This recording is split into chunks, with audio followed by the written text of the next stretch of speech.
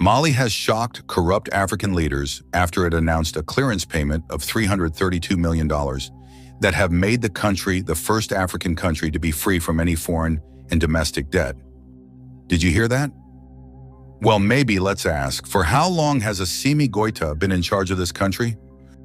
What magic has he used to free the country off its debt? What do the puppet African leaders think about this move? We are going to dive and discover some shocking details of how this all happened step by step.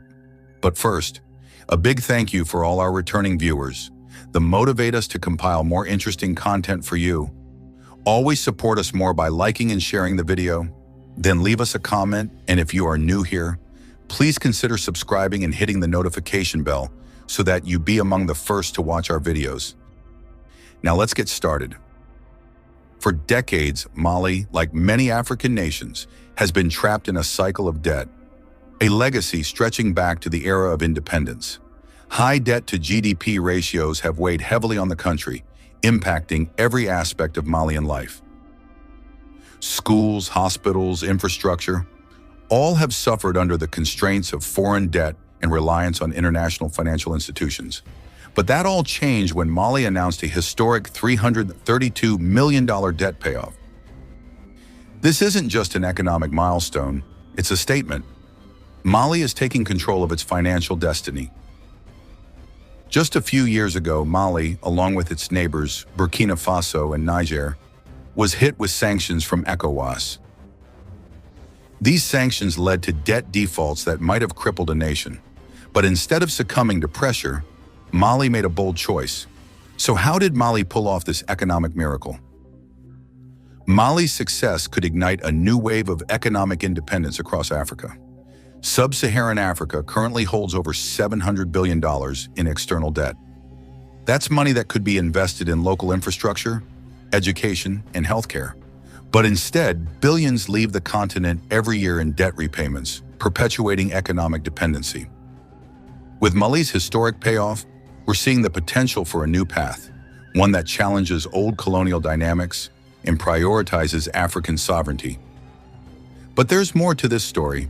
Mali's debt payoff is part of a larger movement in the Sahel region.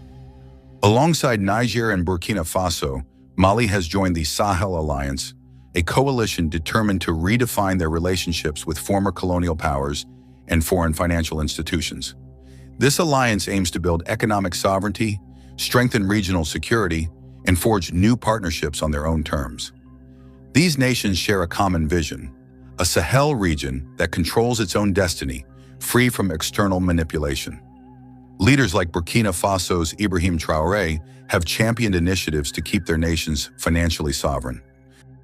Traoré's government created the National Treasury Bank, established the Post Bank to expand banking access, and even floated Burkina Faso's first national bond, attracting investment from global private investors. This push for economic independence comes with a significant shift in international relations. For years, France has maintained a strong economic and military presence in the Sahel, but today the countries of the Sahel Alliance are saying, enough is enough.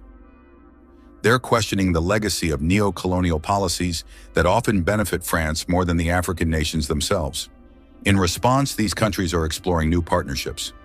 Russia and China are stepping into the picture, offering alternative investments and alliances.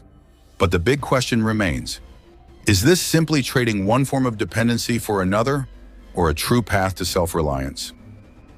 Mali's debt payoff is part of a broader economic strategy that emphasizes resource nationalism and economic diversification. Mali, Niger, and Burkina Faso are rich in resources, from gold to uranium. By taking control of these resources and reinvesting locally, these nations aim to capture more value within their own economies. Alongside resource control, there's a push to modernize agriculture, invest in manufacturing, and develop technology sectors. Economic resilience requires diversity, and these nations are working to build economies that are not overly reliant on any single commodity. While Mali's debt payoff is a groundbreaking step, challenges remain. Can Mali sustain this debt-free status amidst global economic pressures? Moving away from traditional partners like France might risk economic isolation, and without robust governance, there's the risk that economic gains may not reach those who need it most. Critics question whether Mali's bold move will be enough to bring about lasting change. Is this debt payoff just a one-time statement, or the beginning of a sustainable strategy for economic self-reliance? If Mali's success inspires other nations, it could shift the balance of economic power on the continent. Imagine a future where African countries are free to invest in their people and infrastructure, free from the burdens of unsustainable debt. If more African countries follow Mali's lead, we could see a new economic order, with African nations negotiating as equals on the global stage. The journey to economic independence is long and complex, but Mali's debt payoff is a powerful step forward. It's a statement to the world that African nations can and will take control of their destinies. So what do you think? Will Mali's bold move inspire a new wave of economic independence across Africa? Or is the path to debt freedom more challenging than it seems? Share your thoughts in the comments below, and don't forget to like and subscribe for more in-depth analyses on African economic and political developments.